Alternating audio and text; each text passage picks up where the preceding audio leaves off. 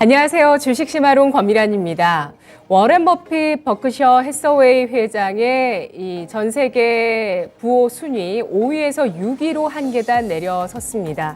전 세계 부자 5위 자리를 꿰찬 사람은 바로 인도 에너지 재벌 가우탐 아다니 그룹의 회장이었는데요. 외신에 따르면 아다니 회장의 순 자산은 지난 22일 증시 마감 기준으로 1,237억 달러, 우리 돈으로 154조 6천억 원이었습니다. 이날 기준 워런 버핏의 순 자산은 1,217억 달러, 우리 돈으로 152조 1,900억 원, 전 세계 6위였는데요. 아다니 회장의 재산이 최근 가파르게 증가했습니다. 이달 들어서 지난 5일에 개인 재산 1,000억 달러를 돌파하면서 세계 부호 순위 10위에 올라섰고요. 그러고 나서 한 달도 채 되지 않아서 곧바로 5위까지 껑충 뛰어오른 겁니다. 아다니 그룹 계열사로는 아다니 그린에너지, 아다니 토탈가스, 또 아다니 엔터프라이즈 같은 에너지, 광산, 항만, 공항, 부동산, 농업 분야를 모두 아우르는 에너지와 인프라의 그룹사였는데요. 포브스가 집계한 전 세계 부호 1위는 일론 머스크, 테슬라 CEO죠. 그리고 2위는 바로 아마존의 창업자 제프 베이조스. 3위는 베르나르 아르노 루이비통 모에 헤네시 회장이고요. 그리고 4위는 빌 게이츠입니다. 우리나라 최고 부자인 이재용 삼성 부회장 같은 경우는 전 세계 부호 순위 245위를 기록했고요. 자산이 전체 10조 원 규모입니다. 10조 9천억 원 순자산이고요. 우리나라 2위 부자 김범수 카카오 창업주 같은 경우는 전 세계 276위입니다. 자, 오늘 또 주식시장의 흐름 또 이해해 보도록 하고요. 또 그와 관련되어 있는 주제를 오늘 또 알아보도록 할 텐데 여러분께 흥미로운 주제가 됐으면 좋겠네요. 보시죠. 월급으로 내 집 장만 지금도 가능할까? 오늘 이 주제 가지고 부강 공인중개사 사무소 그리고 골드스미스의 대표 이하나 대표 모셨습니다. 어서 오십시오. 안녕하세요. 안녕하세요. 네, 대표님. 오늘 정말 흥미로운 주제를 가지고 대표님과 얘기를 나누게 될 텐데요. 네. 대표님, 지금 아마 화면으로 보시기에도 굉장히 젊어 보이시죠, 여러분? 네, 부동산학과를 나오셨고요. 예, 지금 공인중개사 사무소와 예. 또 임대 사업을 하는, 예, 임대관리업. 임대 관리를 하는 네. 사업을 같이 하고 계세요. 예. 어떻게 이 자리까지 가셨는지 자기 소개부터 해주실까요? 저는 공인중개사 이하나라고 합니다. 그리고 저는 부강공인중개사 사무소 그리고 이제 임대관리업을 같이 하고 있는 골드스미스의 대표고요. 그냥 열심히 일만 하고 온 것 같습니다. 네. 예, 부동산학과를 나오시고 네, 관련한 일을 하고 계시고요. 중간에 또 주식 네. 관련한 일도 하셨죠. 예, 잠깐. 예. 그래도 일단은 부동산을 먼저 배워서 조금 더 부동산에 애착이 가는 것 같습니다. 그럼 좀 약간 조금 더 간접적으로 여의도에 계시다가 네네. 예, 지금은 강남으로 가셔서 네. 주로 강남 빌딩 매매를 예. 중개하시는 걸로 예. 알고 있습니다.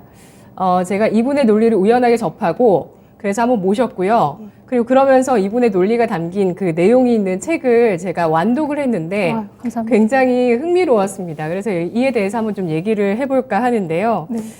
먼저 2030 세대를 향해서 이렇게 말씀을 해주시네요. 첫 투자가 내 집 장만이어야 한다라고 네. 얘기를 해주셨어요. 그 예. 이유가 뭔가요? 요즘은 이제 투자 대상의 종류가 굉장히 많잖아요. 뭐 예를 들면 옛날에는 끽해봐야 뭐 주식, 채권, 부동산 이 정도가 거의 주였는데, 근데 지금은 정말 투자 상품이 너무 많은 시대를 살아가고 있는 것 같습니다. 그래서 어떤 것을 투자를 하시던 시작이 어떤 투자건 그 마지막 투자는 결국에는 부동산이 되지 않을까 싶습니다. 그래서 제가 감히 말씀드리고 싶은 부분은 진짜 자산은 부동산밖에 없다라고까지 말씀드릴 수 있거든요.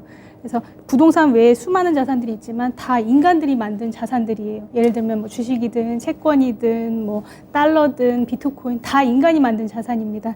그러다 보니까 언제 어느 때 사실 휴지 조각이 될지 모르는 자산들이죠. 근데 부동산은 다릅니다. 실체가 있는 자산이에요. 그러다 보니까 물론 부동산도 이제 사람이 값을 매기기 때문에 이제 뭐 값이 유동적일 수는 있지만 언제 어느 때 막 갑자기 휴지 조각이 된다든지 이런 경우는 없습니다. 전쟁이 터진다 하더라도 뭐 휴지 조각까지 가는 경우는 없어요. 그래서 토지는, 그러니까 제가 드리고 싶은 말씀은 토지는 이제 지폐처럼 막 찍어낼 수가 없습니다. 그리고 부동산은 달러처럼 막 찍어낼 수가 없다 보니까 네. 문서 자산을 만드십시오라는 말씀을 항상 말씀을 드리거든요. 문서 자산이요? 예, 예. 그게 집문서 말씀하시는 예, 건가요? 진짜 자산을 그걸 만드시라고 항상 그래서 말씀을 드리고 있습니다. 예. 대부분 많은 분들께서 정말 이제 나이가 들고 예. 50대, 60대 되시면 정말 내 집의 중요성을 뭐 폄하하시는 분은 없으실 것 같아요. 예. 마지막 투자는 결국에 부동산이 된다라고 말씀하시는 이유도 또 그러한 이유가 아닐까 싶고요. 그렇기 때문에 오히려 더 빨리 투자를 시작한다는 관점에서 2030 네. 세대의 첫 투자가 내 집 마련이 돼야 된다라고 예. 보셨고, 이 내 집, 부동산이라는 자산이 중요한 이유는 바로 실체가 있는 자산이기 때문이다 네. 라고 말씀을 해주셨어요. 네, 네. 예. 땅은 또 만들 수 없잖아요. 그렇죠. 뭐 간척을 간척을- 한다 해도 마음대로 할 수는 없고요. 법적인 허가가 있어야지 네. 할 수 있는 것이고, 그렇죠. 우리나라의 이 땅 국토의 넓이 같은 경우도 사실 크게 변화하는 일은 없기 때문에 이 안에 있는 이 토지의 어떤 지분을 가져가는 그런 부동산 투자, 내 집 마련이 상당히 중요하다고 말씀해 주셨는데요. 부동산도 있고 주식도 있습니다. 네. 그리고 제가 알기로는 대표님께서는 이 주식과 부동산을 모두 멋지게 잘 해내는 그런 부자가 되고 싶다는 꿈을 젊은 시절에 네. 가지셨다고 얘기해 주셨는데, 네. 부동산이 좋은 이유가 뭐라고 보시나요? 이거는 제가 굳이 말씀드리지 않아도 이제 앵커님도 그렇고 시청하시는 분들도 더 잘 알고 계시리라 생각합니다. 뭐 주식이나 코인 같은 경우에는 뭐 매일매일이 설레고 매일매일 심장이 뛰는 매력이 있습니다만, 부동산은 그렇지 않습니다. 매일매일 설레지도 않고요. 매일매일 심장이 뛰지도 않습니다. 그러나 이제 한 가지 말씀드릴 수 있는 거는, 부동산은 이제 부동산 하나를 매입을 하더라도 매입 후 관리에 있어서도 가족이 필요합니다. 예, 아무래도 가족 간에 이런저런 대화를 많이 하게 되고, 또 그러다 보면 또 가족에도 또 돈독해지기도 합니다.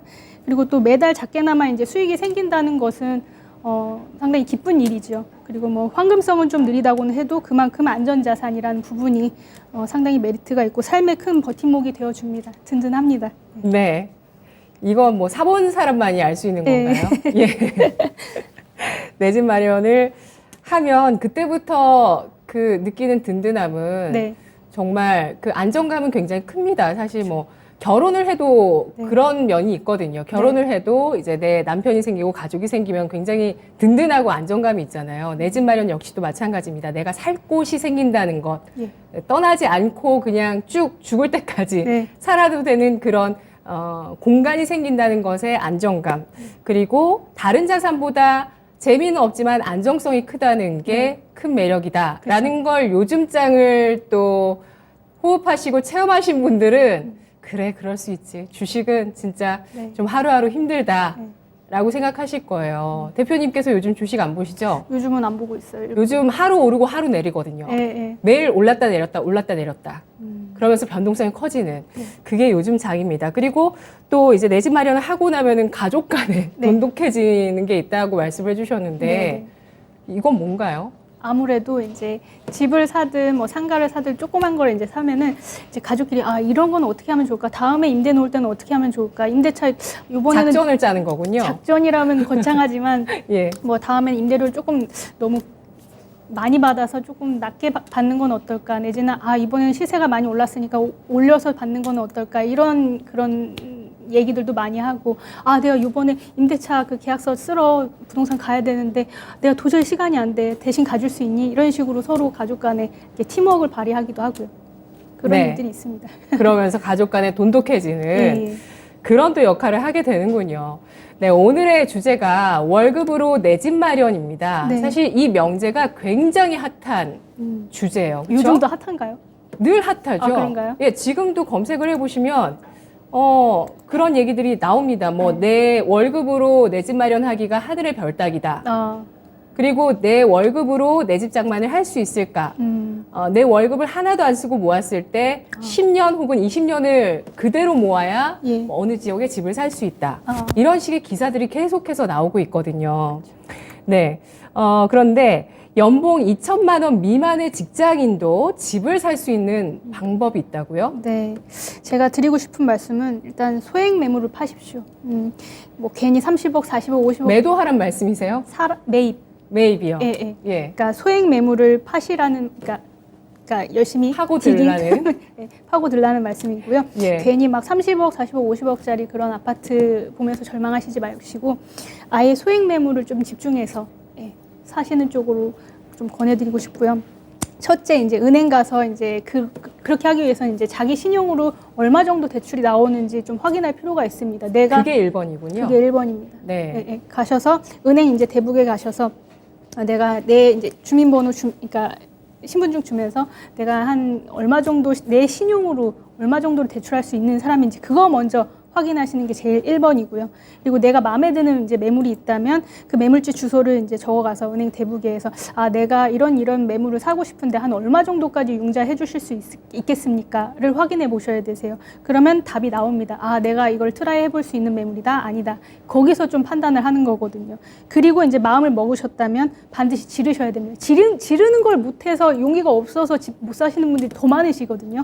그래서 마음을 먹었다면 반드시 지르십시오. 그리고 내일은 그 매물이 또 시장에 없을 수가 있습니다. 그래서 부동산이 제일 저렴한 때는 오늘이고 또 좋은 매물이면 매물일수록 내일은 없을 수가 있어요. 그런 부분을 조금 알고 계셨으면 좋겠고요.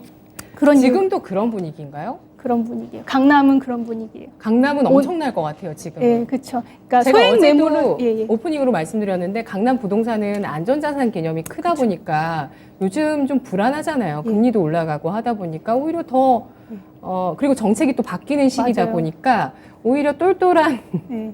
한 채 내 제대로 된 거 한 개. 앞으로 또 물가 올라가는 거 생각하면 그쵸. 뭔가 딱 묻어두고 싶고 잡아놓고 싶은 예. 그런 게 강남 쪽은 충분히 있을 것 그쵸. 같아요. 근데 일단은 이제 지금 이제 주신 질문이 2천만 원 예, 미만의 그렇죠. 이제 월급을 그러니까 연봉이죠. 연봉 기준에서 한 이 정도 되는 직장인도 집을 살 수 있는 방법에 대한 이제 말씀을 드리는 건데 일단은 아주 작은 매물을 이제 시작하면서 그러니까 이거는 이제 어떤 매물을 사시더라도 이건 알고 계셨으면 좋겠어요. 매도자는 팔려고 하는 사람은 자꾸 매도 금액을 올리고 싶어하는 욕망이 있습니다. 그렇기 때문에 어제와 오늘의 가격이 다를 수가 있거든요.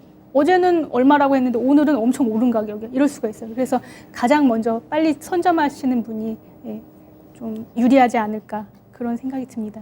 네, 알겠습니다. 먼저 1차적으로는 내 규모에 맞는 그런 매물을 압축하는 게 필요하고요. 네네. 그게 단순히 내 연봉 2천만 원이면 2천만 원, 3천만 원이면 3천만 원 이걸로 하는 게 아니라 이걸 가지고 나의 어떤 직장인으로서의 신분을 가지고 은행에서 뭔가를 집을 살 때 네. 얼마까지 대출을 가능한지 그걸 먼저 그걸 타진해 알아봐야 보는 된다. 거죠. 예. 그게 제일 중요합니다. 예. 왜냐하면 월급만으로는 사실은 다 살 수가 없기 때문에. 네. 왜냐하면 먹고 쓰고 그리고 할 거 하고 해야 되니까요. 아무리 아낀다 해도 이 정도 이제 연봉이라면 사실 적은 게 사실이고, 그러니까 결국에는 대출을 써야 된다는 걸 말씀드리고 싶은 거예요. 대출 만기는 주택 같은 경우는 대체로 몇 년으로 저 잡으시죠? 처음 했을 때 36개월, 36년? 36년이었나? 한 30년 가까이 해가지고 받았고요.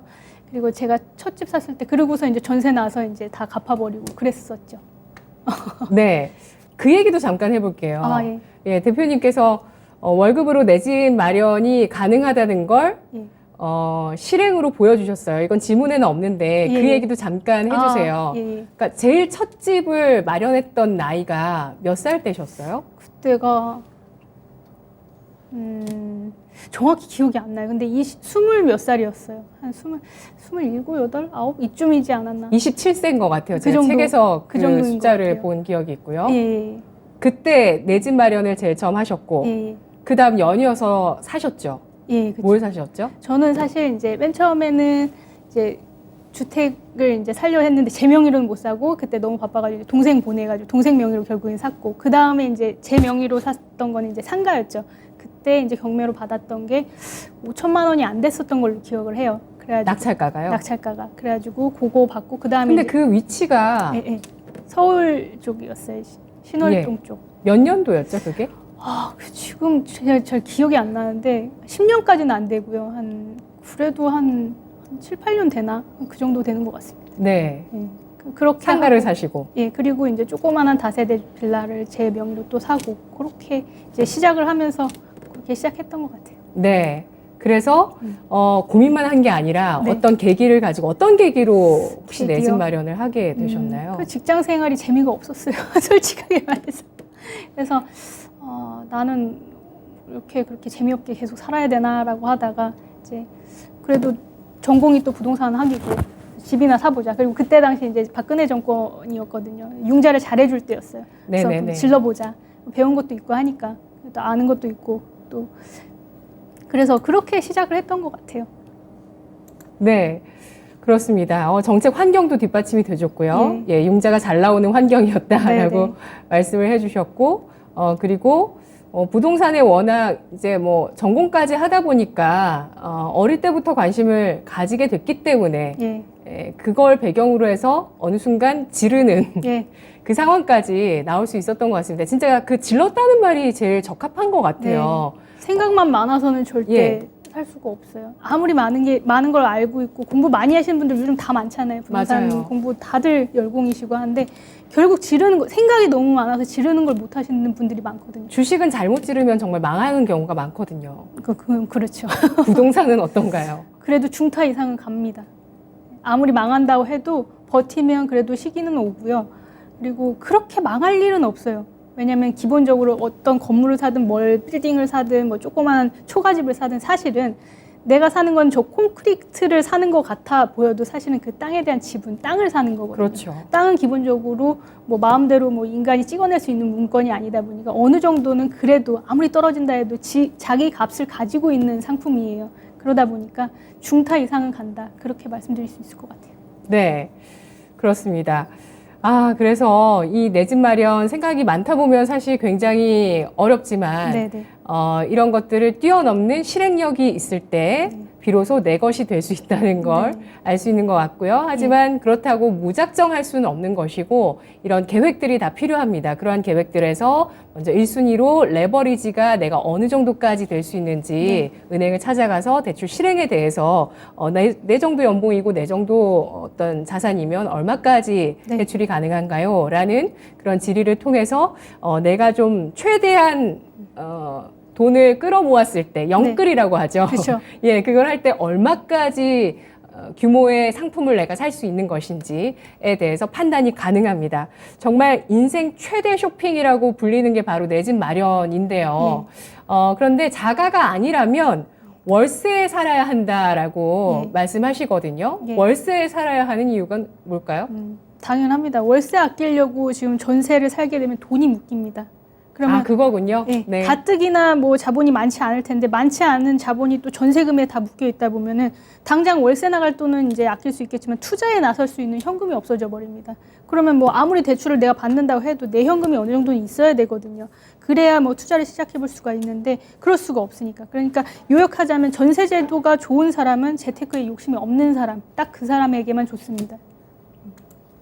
네, 알겠습니다.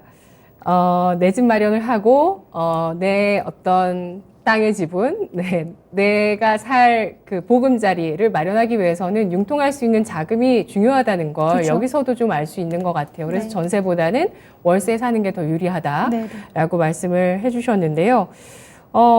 첫 투자로는 5천만 원 미만의 부동산이 적합하다고 말씀해 주세요. 네. 5천만 원 미만의 부동산은 어디서 찾을 수 있을까요? 인터넷 검색해 보면 다 나옵니다. 부동산 이제 포털 사이트라든지 뭐 경매 사이트 이런 데 보면은 가장 이제 저렴한 가격으로 이제 소트를 해놓고 보면 볼 수는 있어요. 근데 일단은 제 경험이기 때문에 이렇게 말씀드리는 것도 있지만 능력이 된다면야 뭐 능력만큼 더 좋은 매입을 하는 걸 추천하겠지만 그렇지 않은 일반적인 직장인의 경우에 이제 해당되는 말씀이고요. 사실 이제 제 책이 나온 지도 꽤 돼서 그때 당시하고 지금의 물가는 이제 뭐 너무 다르지만 그럼에도 불구하고 5천만 원 전후에 부동산을 먼저 사서 스타트를 먼저 끊어보시는 것을 추천드리고 싶습니다. 충분히 재미와 흥미를 느끼실 수 있을 거라고 생각합니다. 네, 알겠습니다. 잠시 후에 또 5천만 원 미만의 매물을 어떤 방법으로 살지 좀 더 알아볼 수 있을 것 같고요. 지금 우리 채팅창에 질문은 굉장히 많이 나오고 있어요. 그런 것도 있나요? 예, 우리 지금 채팅창에 올라오고 있는 내용들이 많이 있는데, 대부성님께서 10년 전에도 은행 대출 없이는 집을 사기 힘들었습니다. 그래서 지렛대, 레버리지를 해야 했습니다. 네. 라고 하시는 분이 계시고요. 네. 그리고 앞으로 금리가 엄청나게 올라갈 텐데 중장기적으로 부동산 가격 폭락하지 않을까요? 네. 라는 질문도 나오고 있는데요. 저희가 네. 잠시 후에 또 이 내용도 얘기를 해보도록 하겠습니다. 자, 부동산 투자에 있어서 대출이란 네. 필수다. 라는 당연하죠. 말씀이신가요? 예, 그러니까 자본이 충분하지 않은 사람은 반드시 활용해야 하는 것이라고까지 말씀드릴 수 있을 것 같고요. 네. 물론 뭐 현찰 100%로 부동산을 매입을 한다면 좀 가장 멋진 투자자 소리를 들을 수 있겠지만 스타터로서는 그런 멋진 역할은 당분간 양보해야 될 것 같고 나중에 하시면 좋을 것 같습니다. 그런 건 네.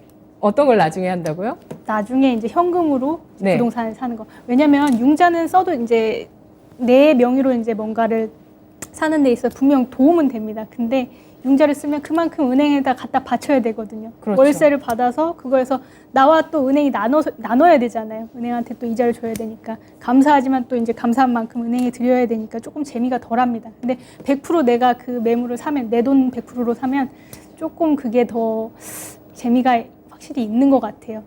그런 부분에 있어서 나중에 그런 건 나중에 하시면 더 좋을 것 같다라고 말씀드린 것 같습니다. 네. 알겠습니다. 첫 번째 투자는 어쨌든 레버리지. 레버리지가 필수다. 예. 라고 말씀을 해주시고 계시네요. 예, 알겠습니다. 근데 대출 부담스럽긴 한데, 그래도 내 능력 안의 대출은 해야 네, 맞아요. 이런 저금리 시기에는 예. 그래도 그 시기에 많은 자산들의 가격이 올라가는 만큼 그렇죠. 돈을 버는 건 맞는 것 같고요. 근데 이제 금리 인상기에 좀 들어갔다는 점이 네, 네. 약간 부담은 부담입니다. 그리고 이제는 저금리에서 벗어나서 중금리 시대가 될 것이다. 네. 라고 얘기를 하는데 네. 그러면은 대출을 활용할 때 네. 만일에 내일 대출을 낸다고 생각할게요. 그러면은 30년 만기로 해서 집을 사기 위해서 예. 대출을 한다라고 하면 고정금리로 가면은 괜찮을까요? 아마 그게 제일 FM적인 대답일 거예요. 그러니까 그런 질문을 받으면 고정금리로 가는 게 배짱 편합니다라고는 말할 수 있지만 네. 실질적으로 내가 투자자 입장에서는 변동금리로 계약서, 그러니까 그 대출 거기 서류에 사인을 하게 됩니다. 저도 그랬어요. 저도 살 때 그래도 저는 고정금리로 했는데요. 그게 제일 편할 수 있어요. 마음 편할 수는 있는데 네. 막상 이제 저는 이제 현금이 많지 않은 상태에서 하다 보니까 그래도 이자 나가는 거 조금이라도 아끼고 싶은 마음이 들더라고요. 머리로는 아는데 아니 올해는 이제 대출금리 7%까지 간다고 하잖아요. 각오하고 가는 거죠. 근데 그러니까 저는 사실 이제 FM적으로 추천을 드린다면 고정금리로 가십시오라고 당연히 말씀을 드리겠지만 투자자 입장에서는 결국에는 은행 가서 사인할 때 그래도 변동금리로 가자. 지금 왜냐하면 고정금리보다는 변동금리가 싸거든요. 어찌됐든 지금 당장은. 네. 왜냐하면 고정금리는 그만큼 높아요. 네. 네. 작은 차이라고 하지만 그래도 막상 나가는 돈이 차이가 있거든요. 그래서 막상 이제 은행 가서 대출 이제 이자 그거 변동금리로 하시겠습니까? 고정금리로 하시겠습니까? 물어보면 고민하다가 변동금리요. 그렇게 저도 사인을 했거든요. 네. 그래서 저는 편하게 고정금리로 가시는 게 배짱 편하실 겁니다라고 말을 드려도 사실은 변동금리로 가시게 되시는 분들이 많으실 거예요. 장단점이 있네요. 장단점이 있죠. 장단점이 있고 그리고 투자의 개념, 그러니까 트레이딩의 개념이라면은 예. 변동금리로 가는 게 더 네. 편하다라는 말씀이시죠. 나는 그렇게 빚에 쫓겨서 하는 그런 대출 계약이 아니라면 고정금리로 가시는 게 마음 편하긴 해요. 근데 저는 사실은 좀 마음이 급하기도 하고 여러 가지로 좀 압박도 많았고 해가지고 변동금리로 갔었죠. 네. 그리고 이런 레버리지를 하는 것에 리스크를 낮추는 방법으로는 원리금을 같이 상환하자. 그건 당연합니다. 라고 변동금리로 말씀하세요. 가더라도 원리금 균등 상환이라든지 이런 쪽으로 가시는 거는 원리금은 원금과 이자를 같이 갚는 겁니다. 그쵸. 이자만 갚는 게 아니라. 예. 그리고 은행에서 요즘은 그렇게 다들 요구를 할 겁니다. 네. 원리금 상환으로요. 네네. 알겠습니다. 제가 지금 빠르게 2억 원을 대출한다면 이자가 얼마일까 지금 계산을 해봤는데 7%로 계산했더니 800만 원 나오네요. 연간. 네. 예, 이자만 나누기 12 한번 해보시면 대략 이제 66만 원. 그 정도 예, 되겠죠. 이자만 66만 원. 2억 원 대출 7%일 때 그 정도의 이자를 갚아야 됩니다. 사실 뭐 그냥 은행에 갖다 바치는 돈이라고 생각할 수도 맞아요. 있지만 네. 덕분에 어떤 투자를 해서 내가 그 시세 차익을 얻을 수 있는 것에 대한 비용이라고 생각했을 때 네. 그 계산을 잘해서 예. 그래도 수익이 날 수 있는 가능성이 높겠다라고 했을 때는 예, 이걸 실행하는 거죠. 그렇죠. 땅값 올라가는 것까지 생각하셔야 돼요. 단순히 이제 수익률만, 그러니까 임대료 수익률만 생각하시는 게 아니라 특히나 강남 같은 경우는 임대 수익률 바라보고 들어오실 수가 없는 시장이고 오로지 이제 땅값만 생각하고 들어오시는 그런 시장이라서 두 가지 다 생각하시는 게 맞을 것 같아요. 네. 땅 지분 때문에 네, 땅값 올라가는 거 생각하면서 네. 그리고 이제 월 수익률 대충 한 이 정도 되겠구나, 그 정도. 제 또래도 뭐 많이 굴리셔서 강남으로 진입하시는 분들 계세요. 갈아타기 하셔서. 그런 분들 얘기하시는 게 강남 땅 지분을 내가 산다는 그 그쵸. 상징적 의미. 그렇죠. 라는 걸 굉장히 크게 얘기하시더라고요. 그것밖에 얘기할 게 없다고. 네, 그리고 맞아요. 그것 외에 거기서 누리는 인프라들. 예, 맞습니다. 예, 그런 것들이죠.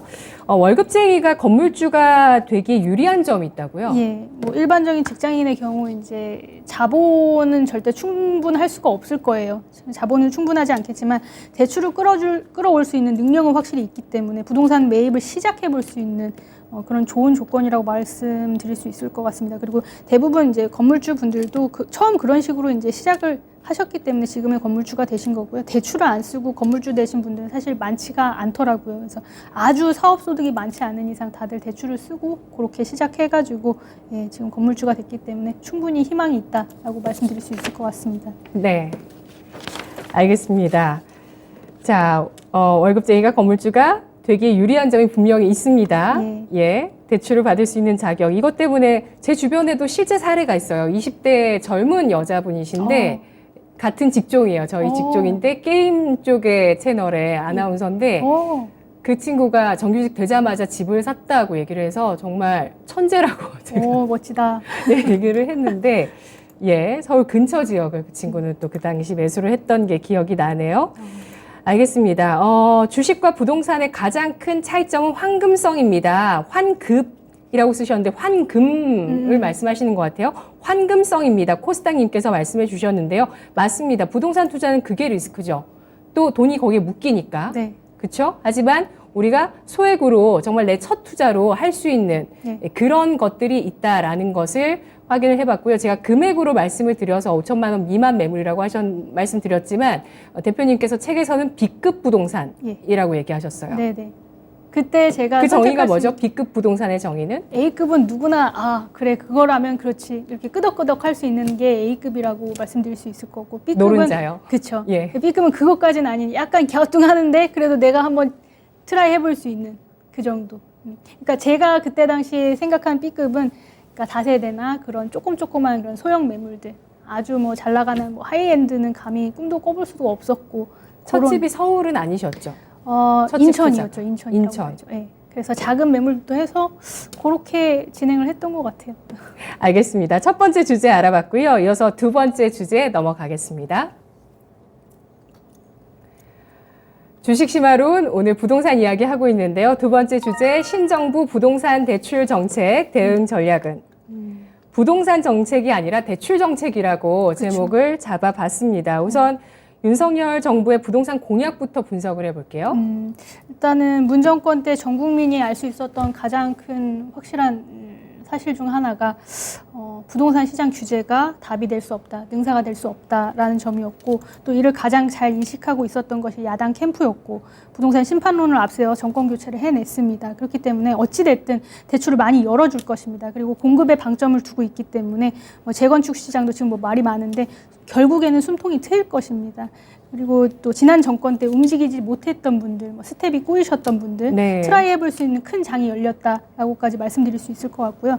그렇지만 이제 아직까지는 인수위 단계고 또 부동산 정책 방향에 대해서 뭐 대선 후보 시절 공약 그대로 이행하지 못할 수도 있겠고 네. 지금도 이제 어제자 기사도 보니까 말이 많죠. 최근 기사를 봐도 부동산 정책 방향에 대해서 명확한 발표를 미루고 있는 스탠스를 보이고 있습니다. 그래서 국민들이 제일 관심이 많은 부동산 정책에 대해 좀 세부적인 안을 아직 못 세우고 있는 게 아닌가라는 우려도 많고요. 그리고 또 시장에 워낙 부푼 기대가 많기 때문에 잘 알기 때문에 취임식도 전에 시장에 어떤 시그널을 보내고 싶지는 않다라는 보수적인 포석일 수도 있을 것 같습니다. 그래서 현재로서는 대선 후보 시절의 부동산 공약보다 취임 이후 정식적으로 발표하는 부동산 정책 방향을 주시해야 된다라고 말씀드릴 수 있을 것 같습니다. 네. 그 취임 이후에 부동산 정책 발표를 기다리는 네. 이 많은 투자자들의 네. 관심이 있고요. 그리고 어떤 정책이 나오느냐에 따라서 바로 움직이기 위해서 실탄을 마련하거나 네. 그런 움직임들도 굉장히 많이 있을 것 같아요. 그런데 실제로 공약이 이행되지 않을 가능성도 있거든요. 말씀하셨듯이. 지금 벌써부터 지금 이행하기 조금 이제 약간 뭐랄까 어려운 부분들 그런 거에 대해서 기사가 많이 나오고 있죠. 그래서 그거를 다 지키지는 못할 것 같아요. 제가 생각하더라도 객관적으로 생각해도. 그래서 일단 그런 것보다 현실성이 떨어진다는 말씀이세요? 아니면은 시장 흐름 때문에? 일단 공급적인 부분에 있어서도 갑자기 막 집을 막 지어낼 수는 없는 거거든요. 하루 이틀 뚝딱뚝딱 한다고 해서 집이 나올 수는 없는 거니까. 적어도 3, 4년은 걸리죠. 그렇죠. 그것만 해도 벌써 시간이 그렇게 잡아먹는데 금방 또 시장에서 뭔가 돌아갈 수 있는 상황도 아니고 그리고 여러 가지 공약을 많이 얘기는 했는데 엊그저께인가 어저께 기사 보니까 한 발 좀 물러서는 그런 좀 스탠스를 보이더라고요. 그래서 아직까지는 너무 지금은 엄밀히 인수위 단계거든요. 그래서 아직까지는 그거에 일일비할 필요는 없을 것 같고요. 그리고 정식 취임식 하고 나서 그때 발표하는 거를 좀 의미 있게 봐야 되지 않을까. 지금은 그 인수위 단계에서 뭔가 얘기하는 거는 그렇게 아직까지는 그거 가지고 일일비하고 그럴 필요는 없을 것 같아요. 그래도 대표님이 보시기에는 다음 정권이 대출을 좀 많이 열어줄 것으로 예상을 하시고 확실합니다. 그리고 재건축 시장도 숨통이 트일 거라고 그럴 가능성이 높다고 보시는 거군요. 근데 재건축 시장이 또 활성화되면 아무래도 재건축이 예정되어 있는 뭐 1기 신도시도 있겠지만 서울 지역 내에서는 강남이나 이런 쪽도 많기 때문에 오히려 그 주변의 집값을 부채질하는 그런 일이 되지 않을까라는 생각도 들어요. 맞습니다. 감안하고 가는 거죠. 안 오를 수는 없어요. 그러니까 그 노른자 땅 위에 정말 또 이쁜 집을 지어 놓을 텐데 그게 저렴하게 공급된다? 그거는 애당초 불가능한 일이라고 생각하고요. 그만큼 또 높게 가격이 책정이 되겠죠. 그리고 거기 사시던 분들이 뭐 전세든지 아니면 매입이든지 매수해서 들어가시든지 주변으로 재건축할 땐 거기 못 사니까요. 그렇죠. 나가셔야 되거든요. 대규모 또 이동이 있게 되면 또 그만큼 또 오르는 거고 전세값. 그렇죠. 그런 전세값이 올라가면 또 매매값이 올라가고 그런 또 시장 흐름이 나올 수 있기 때문에 이런 오히려 과열이나 또 부작용을 우려해서 현재 인수위에서도 좀 정책 발표를 미루고 있는 듯한 모습이다라고 보시네요. 부동산 가격에 영향을 주는 변수는 뭐가 있을까요? 저는 크게 한 3가지 정도를 꼽아볼 수 있을 것 같은데요. 첫째는 인간의 심리입니다. 인플레 등은 사실 명분, 핑계에 불과하다고 생각합니다. 미치고 팔고 싶지 않다. 더 많이 받고 팔고 싶다라는 그런 아주 단순한 마음이 부동산 가격 결정에 굉장히 큰 영향을 줍니다. 그리고 둘째, 부동산 정책입니다.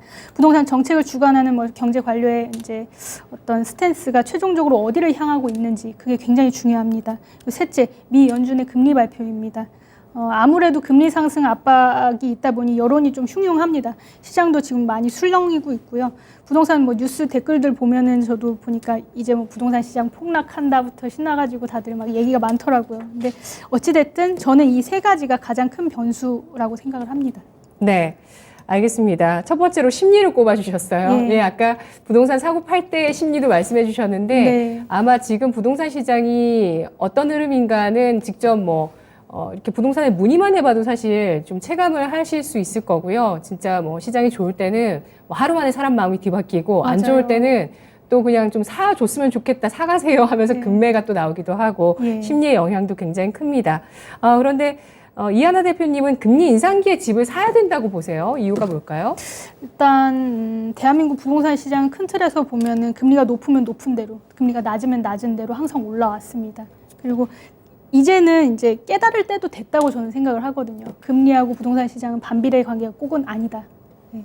그래서 시장의 어떤 큰 충격, 어떤 예를 들면 지정학적 리스크라든지 더 직접적으로 말한다면 한반도 전쟁이라든지 뭐 네. 절대 그런 일은 생겨서는 안 되겠지만 이 정도 급의 충격이 와줘야지 대한민국 부동산 시장이 좀 크게 꺾일 거라고 저는 생각을 합니다. 뭐 IMF, 서브프라임 사태, 뭐 코로나 창궐 등 뭐 지금 다 겪어내고 이겨냈기 때문에 웬만한 리스크로는 뭐 크게 집값이 뭐 잡히지는 않을 것입니다. 펀더멘털 자체가 예전 뭐 쌍팔년도에 대한민국이 이제 아니게 돼 버렸어요. 예. 그러다 보니까 물론 뭐 이제 소소한 조정 정도는 늘상 있을 거고요. 그래서 지금은 이제 그런 거 외에도 일단 국민 모두가 다 알아버렸죠. 이제 부동산은 결국 사두면은 오르더라. 이 사실을 온 국민이 절실하게 학습했기 때문에 금리 때문에 집값이 낮아지고 뭐 말고 하지는 않을 것 같습니다. 게다가 또 문정권 때 LTV, DTI 등 나름 그래도 깐깐하게 따지면서 이제 대출을 해줬거든요. 그래서 이제 그때 대출 받으신 분들은 뭐 이자를 어떻게 해서든 버틸 수 있는 이제 상황이라고 볼 수는 있고요. 물론 이제 금리가 인상되면서 못 버텨서 시장 혹은 뭐 경매 시장에 나오는 매물도 있기야 있겠지만 대부분은 이제 옛날에 좀 최근에 문정권 때 꽤 저렴하게 샀기 때문에 그 대출을 어떻게 해서든 이제 감당하겠다 의지 그런 태도를 보일 거라고 생각합니다. 또 이제 연쇄 작용으로 임대료도 이제 올려받겠죠. 오른 임대료가 그만큼 또 이자를 방어해 줄 거고요. 그리고 또 이제 여담이지만 그 러시아 전쟁 때문에 글로벌 공급망 자체가 지금 너무 불안한 상태잖아요. 그래서 모든 물가가 지금 다 올랐어요. 맞아요. 그 러시아 전쟁 때문에. 예. 그러다 보니까 특히 건설 자재하고 인건비가 너무 많이 올랐는데 이런 상황에서 부동산 값만 내려갈 수 있을까라는 생각이 듭니다. 그리고 또 최근 한국은행 뭐 유튜브를 보니까 금년 3월, 올해 3월 기대 인플레가 2.9%라고 말씀을 하시더라고요. 거의 지금 3%인데 이런 상황에서 부동산만 내려간다? 아, 그게 좀 더 이상하지 않을까라는 생각이 듭니다. 그러나 이제 단 한 가지, 문정권 초기 때 이제 대량으로 똘똘한 한 채 갈아타기 붐이었을 때 좀 버림받았던 지역, 뭐 많은 사람들이 이 지역은 털고 간다, 이 지역은 버리고 간다 했던 지역, 뭐 원래는 비인기 지역이었던 곳은 조정이 한번 크게 올 거라고 저는 생각을 합니다. 그래서 이 부분은 감안을 하고 시장을 바라봐야 될 것 같습니다. 네. 지난 4, 5년간 예. 얼마나 그 지역에 그 부동산이 많이 올랐는지, 예. 그런데 오르긴 했는데 비인기 지역인 경우는 출렁임이 좀 클 것으로 예상을 해주셨고요. 그런데 전반적으로 이렇게 물가가 올라가고 있는 상황에서 과연 부동산 값만 내려갈까라고 하셨는데 이게 진짜 공감이 되는 게 그 명품 가방 같은 경우도요. 네. 사실 뭐 공인비도 올랐을 거예요. 그 맞아요. 장인들의 공인비 이런 것도 올라가고 또 그런 명품 회사 측에서의 가격 정책 때문에 계속 가격이 올라가다 보니까 사실 몇 년 전에 샀던 가방이 갑자기 몇백만 원 더 맞아요. 올라간 가격, 1,000만 원 아래였는데 1,000만 원이 되는 그런 상황이 생기는 거죠. 똑같다고 생각이 드는 것 같아요. 그렇죠. 예. 근데 사실 일부러 거기는 인위적으로 올린다는 그런 그렇죠. 느낌도 있기야 있고요. 예. 그리고 사실 그래봐야 천조가리 아닙니까? 이런 네. 말씀 너무 죄송한데 이거는 부동산하고는 전혀 다른 문제인데도 그런 걸 보면은 지금 너무 인플레가 심하긴 심하다. 그러니까 오히려 이렇게 인플레가 심할 때는 부동산에다 묻어두는 게 맞다라는 생각도 듭니다. 맞아요. 그건 것 같아요. 인플레이션이 너무 심하고 인플레이션을 해지할 수 있는 자산이 뭘까 했을 때 1순위, 2순위로 부동산을 생각할 수밖에 없을 것 같고요. 그런데 내 능력에 맞는 것이 중요할 것 같고 그렇죠. 여기서 더 떨어지지 않는 가격 방어가 필요합니다. 그래서 부동산을 가장 싸게 사는 방법을 알아볼게요. 일단 이제 뭐 정말 비인기 지역이 아닌 이상 부동산은 오늘이 제일 저렴하다고 보시는 게 맞고요. 그리고 또 내일은 어떤 매물이 사라질지 또 어떤 매물이 등장할지 지금 아무도 사실은 몰라요. 그러다 보니까 좀 그런 면이 있는데 미국에서 뭐 빅스텝, 뭐 테이퍼링 지금 말이 많은데 아직은 시장의 유동성이 굉장히 많습니다. 그러다 보니까 이제 매수 쪽이라면 내가 매수자 살려고 하는 쪽이라면 경쟁자가 많을 수밖에 없는 상황입니다.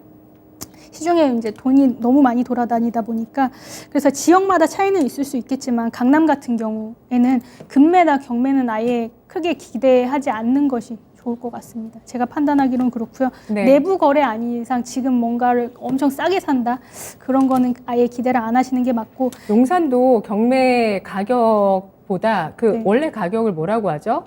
뭐 감정가를 네, 말씀하시는 감정가보다 3배 정도 높게 낙찰이 되고 뭐 이런 식이더라고요. 네. 그 감정가를 매기는 시점 자체도 굉장히 과거기 때문에 예. 현재 시세를 잘 반영하지 못하는 경우가 더 많습니다. 예, 그래서 오히려 지금 같은 때에는 감정가를 훌쩍 뛰어넘는 그런 경우가 너무 많아서 인기 지역 같은 경우는 특히. 지금은 금매나 경매를 뭔가 기대를 품을 수 있는 시기는 아닌 것 같고.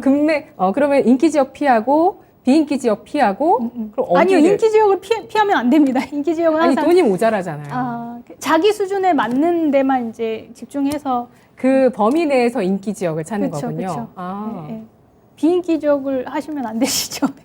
그래서 일단 지금은 가격이 이제 그런 상황이기 때문에 지금 가격이 얼마가 문제다가 아니라 네. 매수를 할 수 있음에 그리고 매물이 시장에 나와줬음에 감사해야 되는 그런 시장이라고 말씀드릴 수 있을 것 같아요. 지금도 경매를 도전해도 승산이 있을까요?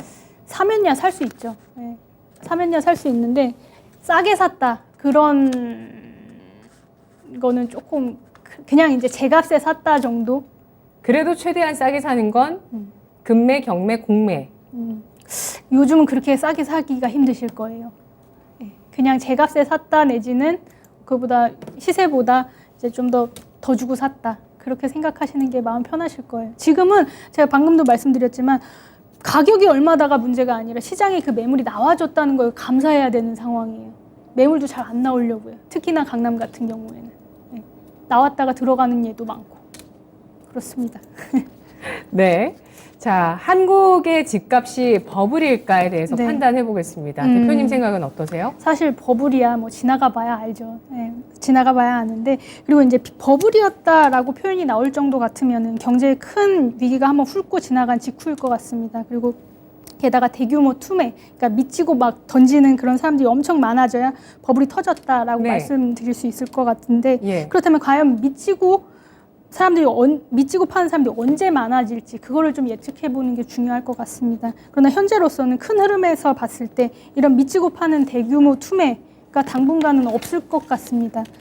국가 채무가 좀 많아서 꽤 버드는 되지만 나라 근간이 흔들릴 정도로 심각한 수준은 아니라고 볼 수 있고 또 뭐 무디스나 뭐 최근 S&P 발표를 봐도 이 시국에 국가 신용 등급도 AA 그대로 지금 유지되고 있고요. 네네. 뭐 이런 점을 봤을 때 크게 봤을 때 적어도 지금은 아니다. 더 두고 봐야 될 것 같다라고 말씀드릴 수 있을 것 같습니다.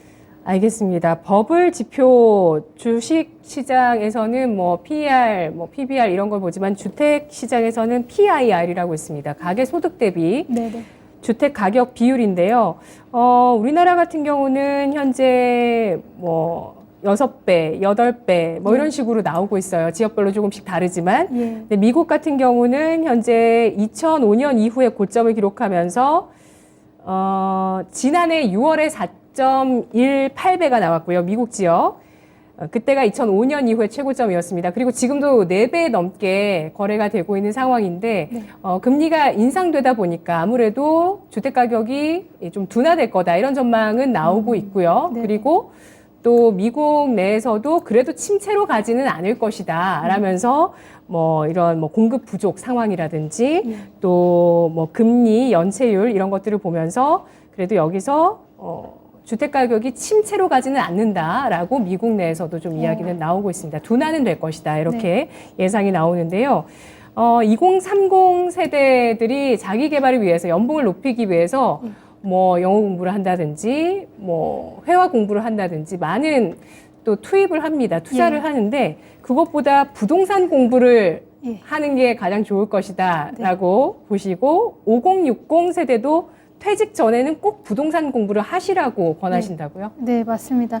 이력서를 뭐 한 줄이라도 늘리고 싶은 마음에 하는 이제 무의미한 자격증 공부라든지 뭐 외국어 공부보다 차라리 부동산을 공부하고 투자하는 게 현실적으로 좀 삶을 더 풍족하게 그렇게 만들어줄 거라고 저는 봅니다. 거기서 현금 흐름을 만들 수 있다는 것도 네. 매력적인 것 같아요. 그렇죠, 그렇죠. 금액이 어찌 됐든 뭐 임대 수익률이 얼마가 뭐 숫자가 어떻게 됐든 다음은 이제 조금씩이라도 뭔가 수익이 난다는 것 자체가 굉장히 뭐 재밌는 일이고 그리고 퇴직 전에 부동산 공부를 한다면 요즘은 조금 늦지 않았나라는 생각이 듭니다.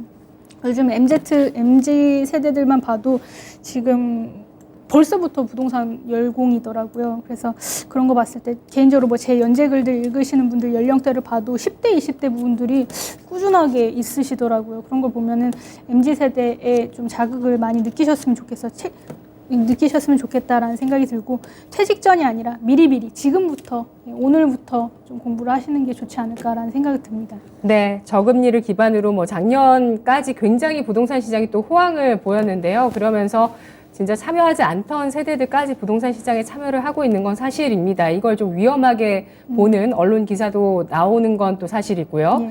어떻게 보느냐에 따라 다를 것 같아요.